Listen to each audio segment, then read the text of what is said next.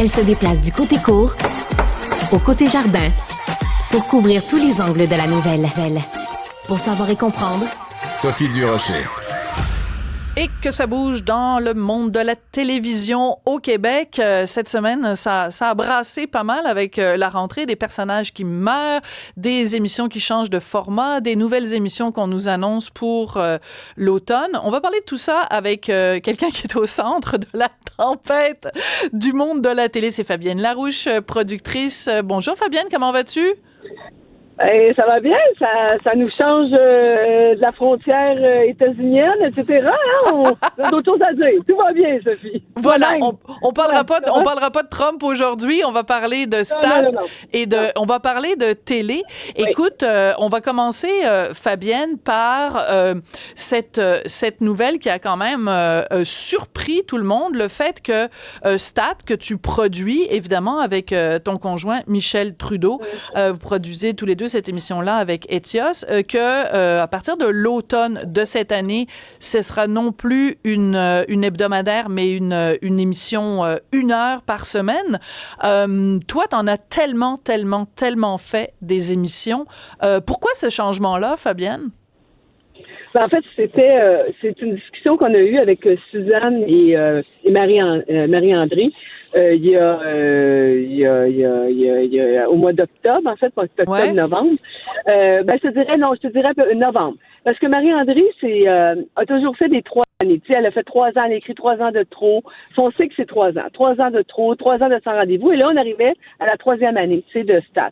Ouais. Et donc, elle disait, je continue, qu'est-ce qu'on fait? Suzanne Clément, qui est une actrice extraordinaire. Fabuleuse. C'est un électron libre. Elle, tu vas pas l'attacher sur une série pendant 10 ans, là. C'est pas ça. Cette fille-là a trop de talent. Fait que là, on a discuté, puis tu sais, la beauté de la quotidienne, c'est palpitant, c'est excitant, mais il reste que des paramètres très, très serrés à ça, tu sais. C'est-à-dire que t'es 3 jours en studio, t'es 2 jours en location, pas plus que 2-3 locations différentes. Fait que, tu sais, ça restreint. Ça restreint, ça contraint, puis en fait, Sophie, ce qui arrive, c'est qu'à un moment donné, les patients, t'es prends pas à la maison dans leur histoire. T'es prends quand tu arrives en ambulance à l'urgence. T'sais. Fait que, à un moment, j'ai senti, en fait, Marie-André, elle avait envie de pousser ça, ces balises-là. Et donc, pourquoi pas? Parce que, tu sais, il y a quand même eu des précédents, là. 4,5, absolument. Une demi-heure. Tu sais, bon, alors, puis il est devenu 1 heure, puis ça a super marché. Donc, puis il y avait beaucoup de téléspectateurs qui demandaient aussi pourquoi vous n'en faites pas 1 heure, une demi-heure, c'est pas assez. Bon. Alors, Marie-André avait envie de ça. Et en même temps, Luc, au mois de septembre, ça, c'est un petit peu avant, au mois de septembre, Luc arrive à la maison, puis il nous dit à Michel et moi, hey, j'ai une idée pour une quotidienne. Ouais, ben là, ça tombe donc bien. La dernière fois, t'étais en train de mourir à Francfort. Puis là, quand t'as fini du sucre à T1, puis là, t'as dit que jamais plus tu ferais ça. Mais la quotidienne est intense, est enivrante, est extatique. Tu comprends-tu? Fait que, Sophie, c'est ça. Fait que là, finalement, hier, c'est une belle conférence de presse. M'a dit, j'ai vécu une épiphanie parce que t'avais 4 auteurs qui ont fait de la quotidienne, là. Marie-André Labbé, Viviane, Nadine, elle était sur la première année. Ouais. La première année d'Indéfendable. Puis moi, il y avait quelque chose. Puis 4 auteurs heureux, en forme, pas à moitié mort. Fait que tu te dis, le travail ne tue pas. Donc ça, c'était quelque chose de fort. Oui, vas-y. Mais ce que je trouve beau aussi, c'est qu'en effet, vous étiez 4 auteurs hier et ça dit quelque chose aussi parce que tout le monde ne parle que de ces décisions-là de télé au cours des derniers jours.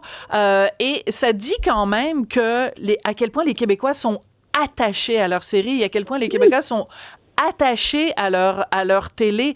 Donc, au moment où, justement, on parle beaucoup, évidemment, de la prépondérance américaine, ça fait quand même du bien de savoir que cette histoire d'amour-là entre les Québécois et leur télé, elle est encore vivante. Et Sophie, ils sont attachés à leur personnage. Parce que cette semaine, on a fait une entrée fracassante à la télé où il y a 2 personnages qui sont morts et qui sont décédés. Et écoute, ça a été Tu sais, Marie-André, elle a vraiment bien fait son job parce que on est des créateurs d'émotions et Dieu sait qu'il y en a eu cette semaine de l'émotion. Alors ça fonctionne. Puis c'est pas gratuit. Tu sais, il faut écouter la série pour voir que ça aura des répercussions sur plein de gens autour et de situations. Donc, parce que c'est une fille extrêmement talentueuse. Donc c'était toute une semaine, Sophie, en fait. On est vendredi. On va prendre un petit, pas un petit vino, mais un petit jus. Ben oui, tu bois pas de vin, toi. Tu bois pas de vin, tu bois juste du Perrier. Hein? mais c'est intéressant aussi parce que ça a créé une controverse. Hein? On se le cachera pas parce que les deux personnages, les deux comédiens, donc qui jouaient les rôles, se sont exprimés dans les médias. Et Patrick Labbé, il y a une phrase, il y a un mot qu'il a utilisé, Patrick Labbé, pour parler de ce qui était arrivé, le fait que son personnage soit mort. Il a dit que c'était ordinaire. Moi, je trouve que un comédien qui joue dans une émission et qui trouve ordinaire que son personnage meurt, je me dis, est-ce qu'il a vraiment compris c'est quoi le rôle d'un comédien? Parce que t'es constamment assis sur un siège éjectable. On sait qu'il s'est excusé. Mais comment t'as vécu ça, toi, toute cette controverse-là? Parce que t'es pas une fan de controverse, Fabienne. Non, je cherche pas ça, pour te dire vrai. Mais en même temps, tu sais, ça fait quand même plusieurs mois, hein. Ouais.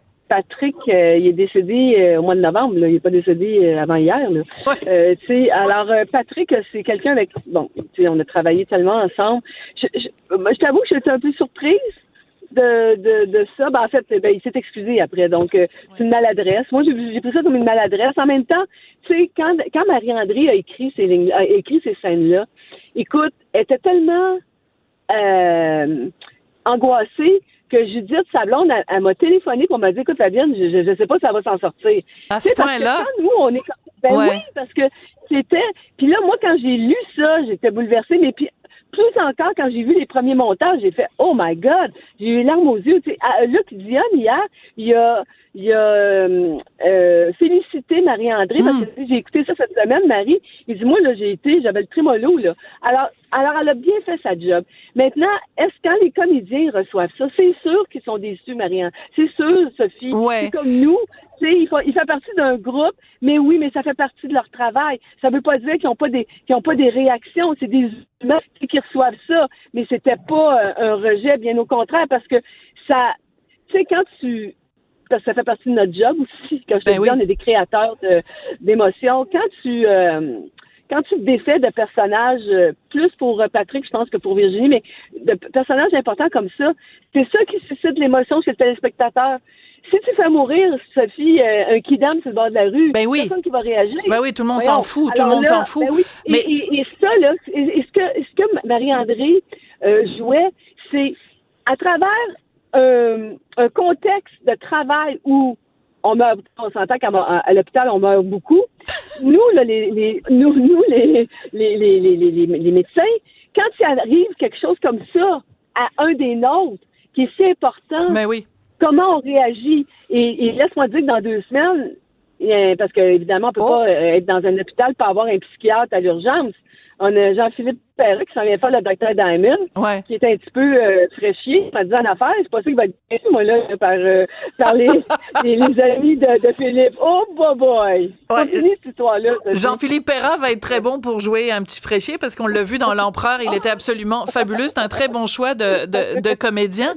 Écoute, donc, on va parler aussi de... il y a 2 choses dont je veux absolument te parler. La nouvelle série qui va être en septembre, qui va être une quotidienne, écrite par Nadine Bismuth, script éditeur Luc Dionne. Mais avant d'aller là, je veux absolument qu'on parle aussi de L'Appel. C'est la nouvelle série de Luc Dionne et Illico Plus. On va voir ça au cours des prochaines semaines. Je veux qu'on écoute un petit extrait de la bande-annonce, s'il te plaît. Je demande ça à mon collègue Jean-Philippe. C'est demain que débute le procès de Maurice Mom Boucher. Impossible que ces gars-là aient décidé de tuer des gardiens sans le consentement de Boucher. Ça, c'est clair. Je commence à penser qu'ils sont plus forts que la police.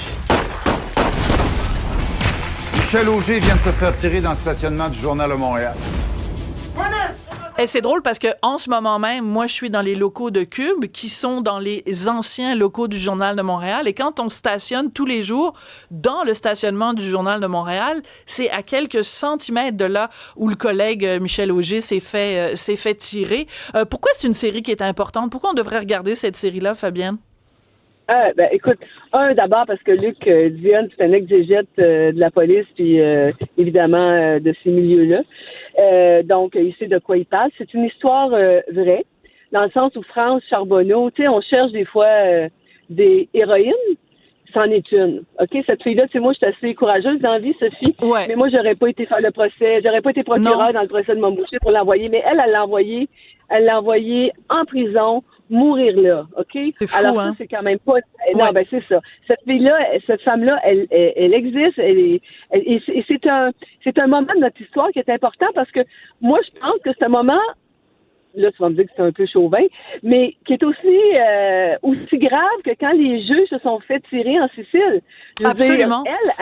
Elle a envoyé croupir et mourir ce gars-là en prison. Elle a eu cette force-là, cette femme-là. Et l'appel, Sophie, c'est le deuxième procès. Voilà, c'est pour ça que ça s'appelle l'appel. Voilà, exactement. Mais c'est important parce qu'en effet, je me souviens plus, il y en a un qui s'appelait Falcone et l'autre, je me souviens plus. C'est deux juges qui s'en sont pris à la mafia en Italie et les deux ont été assassinés. Et quand tu arrives en Sicile à l'aéroport, l'aéroport porte le nom de ces deux juges-là qui sont des hommes extrêmement courageux. Donc, tu as tout à fait raison de souligner le courage immense de Madame Charbonneau. Donc, moi, j'ai très hâte. Et Sophie, à un moment donné, tu sais, moi, France, c'est devenu une amie. Tu sais, j'ai vraiment...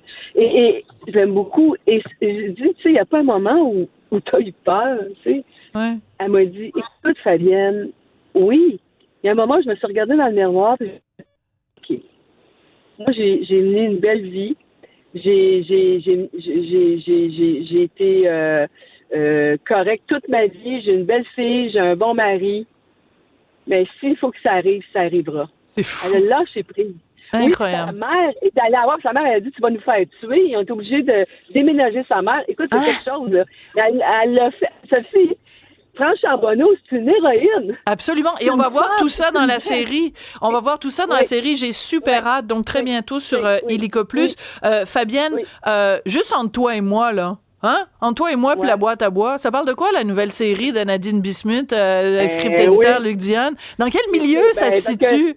Ah oui, donc! Le script-éditeur Luc Dionne, il a dit qu'il a raconté à un de ses amis. Il a donné un hint sur une histoire. Et cette histoire-là, il l'a vu dans une série, là. Et ça a été volé. Fabienne, je te jure, il y a 20 ans, on n'aurait jamais pensé à ça. Fait que, alors là, M'as-tu, c'est bouche cousue. Mais Fabienne, est-ce que ça t'est déjà arrivé, toi, de parler de quelque chose que tu avais mis, je sais pas, soit dans Virginie, soit dans une des séries que tu as écrites, et qu'à un moment donné, tu t'es dit, je me suis trop ouvert la trappe et quelqu'un en a parlé ou ça a fuité dans les médias. Est-ce que toi, ça t'est déjà arrivé? Non, parce que je suis trop vite. J'écris trop vite. Ils n'ont pas le temps. C'est comme je tire. Tu tires plus vite que tu veux. Oui, t'es la Lucky Luke. C'est mon ombre. T'es la Lucky Luke de la télé. Bon, en tout cas. Même j'étais surprise. J'ai dit Luc, vraiment. Ben moi, ça me surprend. Mais moi, ça me surprend de la part de Luc Dionne. Qu'est-ce qu'il y avait d'affaire à aller s'ouvrir la trappe? Il doit le savoir. Sophie, Luc, là, sous ses airs de gros matamor, là, c'est un naïf, c'est un doux, c'est un sensible. Oui. Bon, on est très content de savoir que ça se passe dans le milieu de... voilà, il y en a beaucoup, hein? Les ballerines. Il y en a beaucoup. Les ballerines. Dans le milieu de la danse. Hey, merci beaucoup, Fabienne. Hey, Sophie, je pense qu'on va aller proche de Mar-a-Lago. C'est une blague. Ah, tiens, peut-être quelque chose qui se passe en politique américaine. Ben non, ça m'étonnerait. Fabienne, merci beaucoup de nous avoir parlé aujourd'hui. Donc, on va suivre ça.